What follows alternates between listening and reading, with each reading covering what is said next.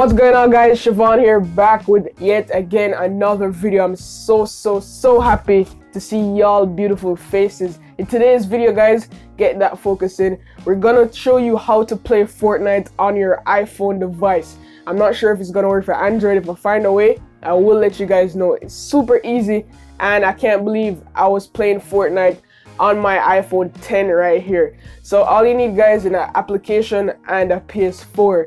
So if you already have a PS4, it's gonna be super easy. So few things you need to know: you need an iPhone, you need a PS4, you need a Wi-Fi or LAN connection. Make sure that your Wi-Fi is running 5 Hertz and you'll be good to go. So it's super simple. I'm gonna run you through the steps right now. So the first thing that you'll need to do, guys, is go into the App Store and look for an app called RPlay.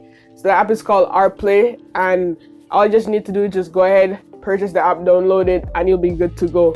So once you go into the application called RPlay, guys, you'll need to register your PS4 to the RPlay app. So what you need to do is enter your online ID first, your gamer tag. So mine is SHEVI_GAZ. It's case like sensitive, so make sure that you put all the caps where the caps are supposed to go, all the common letters where the common letters are supposed to go.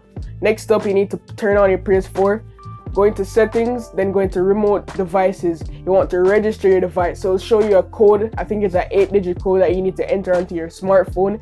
Enter that 8-digit code, guys, and then put it in your phone. If it's wrong, just do it again and make sure everything is case sensitive and everything's all right. After that, you'll be good to go. Your PS4 would say it's remote playing right now, and you'll be playing Fortnite on your iPhone 10. It's super simple. I'm doing it right now, as you can see, and it's crazy good.